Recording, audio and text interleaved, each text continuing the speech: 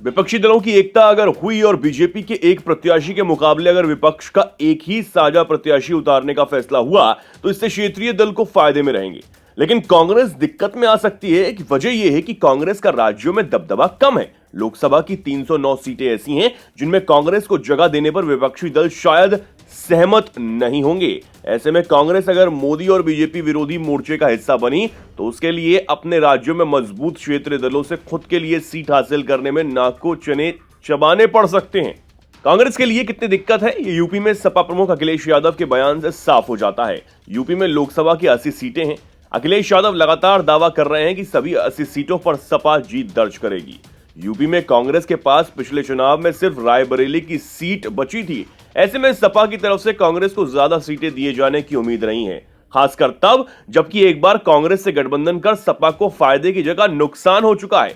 अखिलेश का जयंत चौधरी के आरएलडी से नाता है। जयंत चौधरी घर का काम बताकर पटना में हुई विपक्ष की बैठक में नहीं गए थे।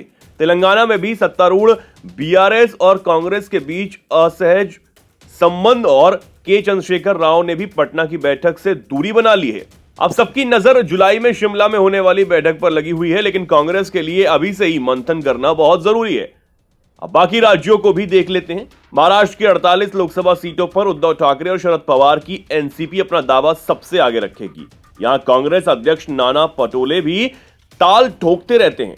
पश्चिम बंगाल में कांग्रेस का एक भी विधायक अब नहीं है। जो चुना गया था उसे ममता बनर्जी ने अपनी पार्टी में शामिल करा लिया। बंगाल में लोकसभा की 42 सीटें हैं। बिहार में 40 लोकसभा सीटें हैं। यहां जेडीयू और आरजेडी एक तरह से सबसे बड़े दल हैं। तमिलनाडु में 39 लोकसभा सीटें हैं। यहां फिलहाल डीएमके सत्ता पर काबिज है।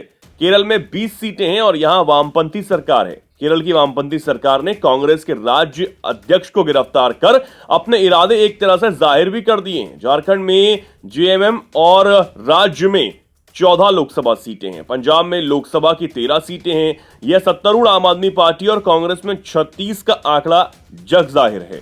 दिल्ली में भी दोनों के बीच 7 लोकसभा सीटों पर समझौता होना फिलहाल असंभव लग रहा है। वहीं जम्मू कश्मीर की 6 लोकसभा सीटों पर नेशनल कॉन्फ्रेंस और पीडीपी काबिज है। ये सीटें भी कांग्रेस को मिलने की गुंजाइश कम ही है। इस खबर में इतना ही। ऐसी तमाम खबरों को जानने के लिए हमारा चैनल सब्सक्राइब करें।